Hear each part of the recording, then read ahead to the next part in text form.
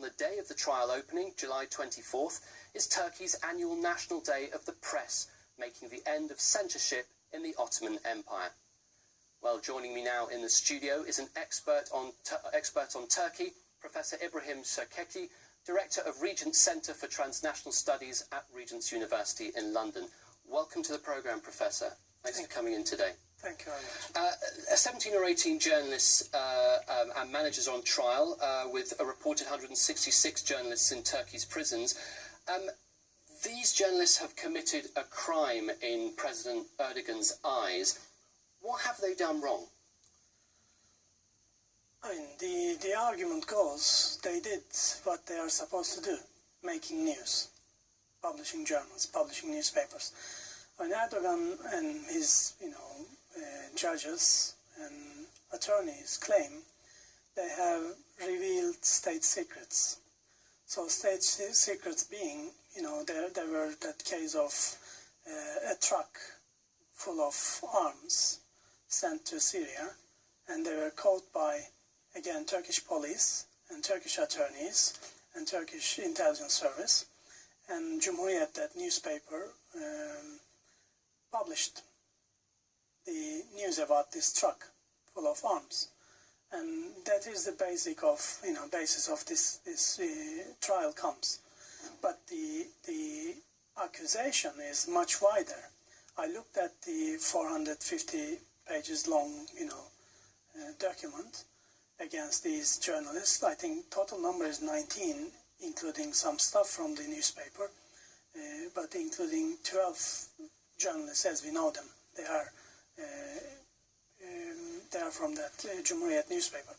So if you look at that 400 pages document, there are claims and accusations about pretty much everything. They argue, they accuse that newspaper being in line with Fethullah Gülen, supporting Fethullah Gülen. There are claims, some of the journalists supporting PYD, the Kurdish group in Syria, some supporting PKK, the Kurdish group in Turkey. So this is it is pretty much everything and anything just thrown into this case.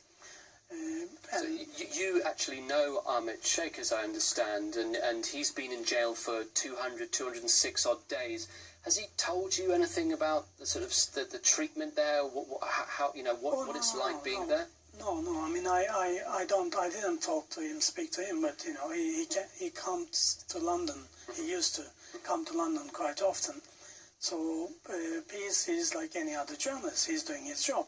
And as you said earlier, he published this quite interesting book, investigative journalism book on Fethullah Gülen and how he built his grip over Turkish government in the army, in the police and secret service and so on.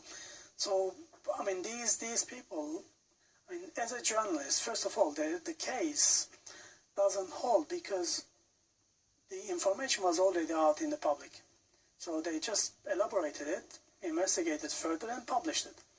So Erdogan really doesn't have much to defend there if he is still, he still thinks Turkey is a democracy and he's a Democrat. But obviously Erdogan, I mean, this is potentially a test for him, isn't it? I mean, he's saying some of these journalists, all the ones standing trial, are standing trial based on terror charges, as you...